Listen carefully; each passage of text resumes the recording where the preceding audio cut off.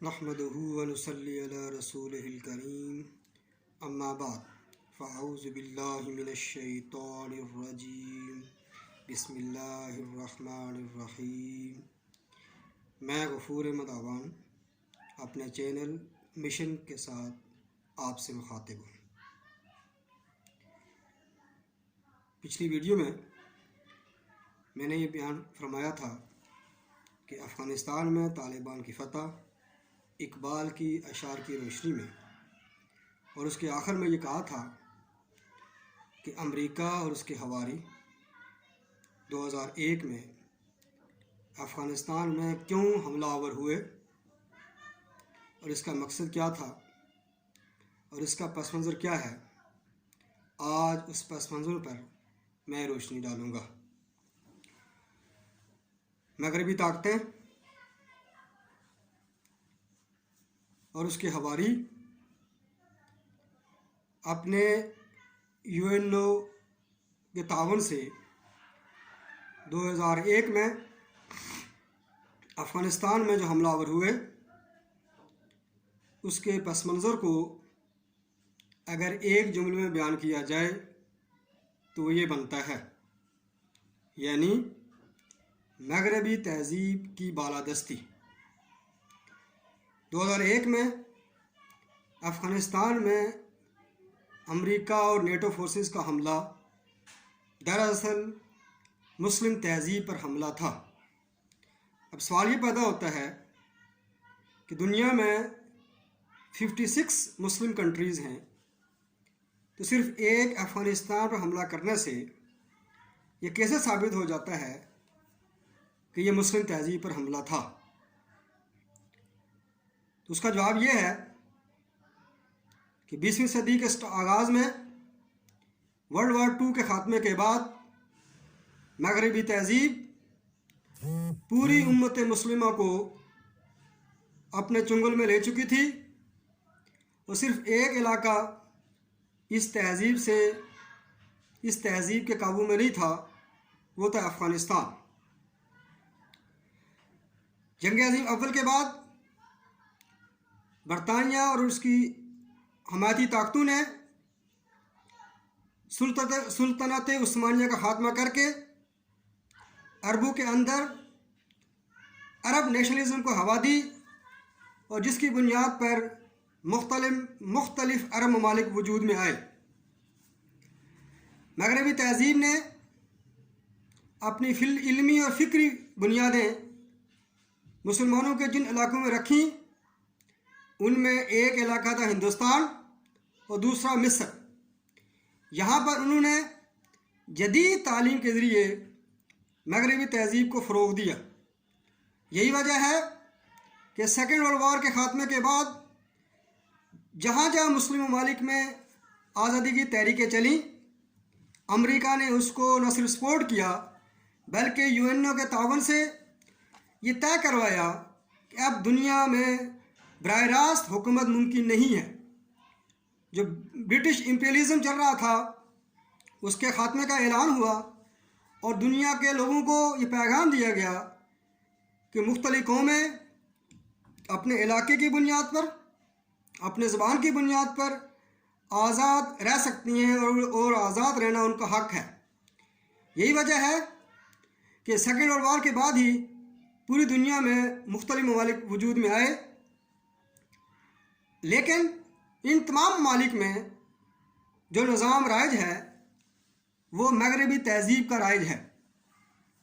اب سوال یہ پیدا ہوتا ہے کہ جو ویسٹرن سویلائزیشن ہے، جس کو اس دور میں جدید دنیا یعنی ماڈرن ورلڈ بھی کہا جاتا ہے، اس کی بنیادیں کیا ہیں؟ اگر ہم مختصر طور پر مغربی تہذیب کی بنیادوں پر روشنی ڈالیں تو وہ 3 بنتی ہیں۔ نمبر 1، دنیا میں خدا کے مقابلے میں کائنات کا تصور اجاگر کرنا۔ نمبر 2، روح کے مقابلے میں انسانی وجود کا تصور اجاگر کرنا۔ اور نمبر 3، اخروی زندگی کے مقابلے میں دنیا میں زندگی کو ترقی دینا۔ ان 3 اصولوں کی بنیاد پر اگر مغربی تہذیب کو ہم ایک لفظ میں بیان کریں تو وہ ہے مادیت، میٹیریلزم۔ تو مغرب ورلڈ بیسیکلی میٹیریلزم کی بنیاد پر قائم ہے، اور یہ چاہتے ہیں کہ پوری دنیا ہماری اس تہذیب کے نیچے آ جائیں اور کوئی بھی قوت ہماری اس تہذیب کے مقابلے میں کھڑی نہ ہو سکے۔ یہی وجہ ہے کہ پچھلے 70 سالوں میں تمام مسلم ممالک میں مغرب کا جدید تہذیبی نظام سیاست کی شکل میں، معاشرے کی شکل میں اور معاشرت کی شکل میں رائج ہے، اور مسلمان حکمران اور مسلمان ارباب اختیار نہ صرف اس مغرب کے سیاسی، معاشی اور معاشرتی فلسفے کو قبول کر چکے ہیں، بلکہ وہ اپنے ذرائع کی مدد سے مسلم ممالک کے عوام کے اوپر وہ نظام نافذ کر چکے ہیں اور اس کو پروموٹ کر رہے ہیں۔ مغربی تہذیب کی بنیاد پر جو نظام وجود میں آیا، سیاسی طور پر سیکولرزم کا تصور، یعنی سیاست کے اندر، نظام حکومت کے اندر مذہب کا کوئی کردار نہیں ہونا چاہیے۔ نمبر 2، معاشیت کی روشنی میں سود کے نظام کو ترقی دی گئی اور یہ کہا گیا کہ دنیا کا نظام سود کے بغیر نہیں چل سکتا۔ نمبر 3، معاشرتی طور پر بے حیائی کو پروموٹ کرنے کے لیے مرد و خواتین کا برابری کا تصور دیا گیا، اور یہ مساوات کا تصور دراصل خاندانی نظام کے خاتمے کے لیے تھا۔ اس نظام کے تحت پوری امت مسلمہ اس نظام کے شکنجے میں ہے، اور جہاں جہاں مسلم تحریکیں یا اسلامی تحریکیں کھڑی ہوتی ہیں، جو چند لوگ کھڑے ہوتے ہیں یا چند گروہ کھڑے ہوتے ہیں، ان کو اسی ملک کے حکمران اپنے ذرائع و وسائل کی مدد سے، میڈیا کی طاقت کے ذریعے ان کو کچل دیتے ہیں، ان کے خلاف پروپیگنڈا کرتے ہیں، اور جہاں تک ریاست کی مشینری کا تعلق ہے، اس طاقت کے ذریعے ان کو کبھی بھی اقتدار میں نہیں آنے دیتے۔ اب سوال یہ پیدا ہوتا ہے، یہ جو مغربی تہذیب ہے، اس کا پس منظر یہ پچھلے 200 سال کا عرصہ نہیں بنتا، بلکہ اس کی تاریخ بہت قدیم ہے۔ اس تاریخ کے حوالے سے بات کرنے سے پہلے علامہ اقبال جب 1905 میں مغرب گئے، برطانیہ گئے پڑھنے کے لیے، اور 1907 میں انہوں نے مغربی تہذیب کے حوالے سے جو اشعار پڑھے وہ سماعت فرمائے۔ دیار مغرب کے رہنے والوں، خدا کی بستی دکان نہیں ہے، کھرا جسے تم سمجھ رہے ہو وہ اب زرے کم عیار ہوگا۔ تمہاری تہذیب اپنے خنجر سے آپ ہی خودکشی کرے گی، جو شاخ نازک پہ آشیانہ بنے گا ناپائیدار ہوگا۔ علامہ اقبال نے 1907 میں یہ اس شعر کے ذریعے بتا دیا کہ مغربی تہذیب پر مسلمان یقین نہ کریں، لیکن ایسا نہیں ہو سکا۔ آج پوری امت مسلمہ اس تہذیب کے نیچے ہے، اور اس تہذیب کے پرچار مسلمان عوام میں سے لوگ موجود ہیں جن کو ریاست کی سرپرستی حاصل ہے۔ افغانستان میں وہ واحد علاقہ ہے جہاں پر طالبان نے 1996 میں ایک اسلامی ریاست کی بنیاد رکھی، لیکن دنیا کو یہ ریاست قبول نہ ہو سکی، چونکہ ورلڈ یہ سمجھ رہی تھی کہ یہ اسلامی ریاست دراصل اسلامی تہذیب کی بنیاد ہے، اور اس تہذیب کی پروموٹ ہونے سے مغربی تہذیب کا غلبہ ختم ہو جائے گا۔ یہی وجہ ہے اس نوزائیدہ ریاست کو 5 سال کے بعد 2001 میں پوری دنیا اس ملک پر ٹوٹ پڑی، اور 20 سال مسلح جنگ ہوتی رہی۔ اس کے باوجود مغرب اس میں کامیاب نہیں ہو سکا۔ آج جو بات میں آپ کے سامنے پیش نظر رکھنا چاہتا ہوں وہ یہ ہے کہ مغربی تہذیب کی تاریخ ہزاروں سال پرانی ہے، اور اس کا تعلق یونانی اور رومی تہذیب سے ملتا ہے، گریک اینڈ رومن سویلائزیشن سے۔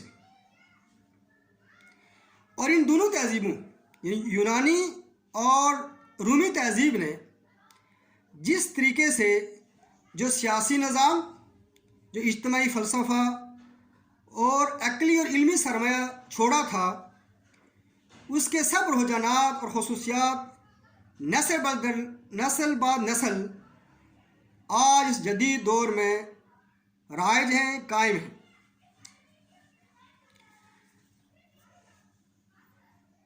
मगरबी तहजीब की बुनियाद बेसिकली यूनानी तहजीब पर पाई जाती है।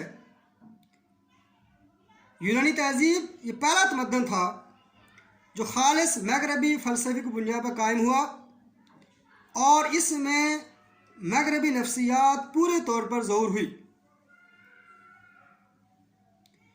यूनानी तहजीब के खंडर से रूमी तहजीब वजूद में आई, जिसमें एक ही मगरबी रूह काम कर रही थी। मगरबी कौमों ने सदियों से इन दोनों तहजीबों की खसूसियात और मजाज, उनके फ़लसफ़ा और इल्म अदब व अफ़कार को अपने सीने में लगाए रखा। आज जदीद मगरबी तहजीब जिस निज़ाम पर मुश्तमिल है, उस निज़ाम के जो लोग बेनिफिशरी हैं वो मुख्तलिफ तबकात में मुश्तमिल हैं। नंबर 1 सरमायादार, नंबर 2 जागीरदार, नंबर 3 फौजी जर्नल और नंबर 4 अशराफिया। पूरी दुनिया में ये निज़ाम जो चल रहा है, ये तबकात चला रहे हैं और ये तबकात इससे फ़ायदा उठाते हैं। यही वजह है कि जिस मुस्लिम मुल्क में भी इस्लाम के सियासी, माशी और माशरती निज़ाम के लिए जद्दोजहद की जाती है और वो आवाम को मोबिलाइज़ करते हैं ताकि वो इक़्तिदार में आकर वेस्टर्न सिविलाइजेशन के मुकाबले में इस्लामी सिविलाइजेशन का नफाज कर सकें, बदकिस्मती से मुसलमान हुक्मरान, मुसलमान ममालिक की मुक़तदरा इसमें रुकावट बनती है और वो ये तसव्वुर कायम करते हैं कि ये लोग जो मुल्ला हैं, जो मज़हब का नाम लेते हैं, ये दरअसल पुराने तहजीब के लोग हैं, ये जाहिल लोग हैं, इनको जदीद दुनिया का इल्म ही नहीं है। दरअसल ये बातें मगरबी तहजीब के आलाकार की तर्जमानी हो रही होती है, जिसको मुस्लिम हुक्मरान और मुस्लिम हुक्मरानों का मीडिया और मुस्लिम माशरे के दानिश्वर बड़े आसानी के साथ बयान कर रहे होते हैं और उम्मत इनकी बातों में आ जाती है।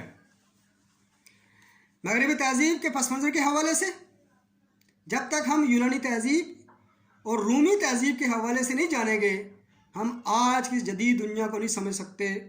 इसलिए ये जो आज दुनिया में मगरबी तहजीब की चमक है, जो नए लिबास में दुनिया में तहजीब आई है, ये दरअसल नई तहजीब नहीं है, बल्कि इसकी बुनियाद वो रूमी और यूनानी तहजीब है। आज की इस वीडियो में मैं अपनी गुफ्तगू यहीं तक ख़त्म करता हूँ।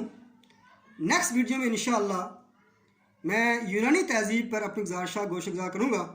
इसी तरीके से फिर रूमी तहजीब का फ़लसफ़ा आएगा और चलते चलते मुख्तलिफ़ वीडियोज़ में मैं 21वीं सदी तक जो मगरबी तहजीब का फ़लसफ़ा है उसको बयान करूँगा, ताकि उम्मत मुस्लिमा वाज़ेह हो जाए कि उम्मत मुस्लिमा कैसे ग़ुलाम हुई और आज मुसलमान ग़ुलामी को आज़ादी समझ बैठे हैं और जो लोग उनको समझाते हैं उनको वो कहते हैं ये गद्दार हैं, ये जाहिल हैं, ये दकियानुसी हैं। वमा अलैना इल्लल बलाग।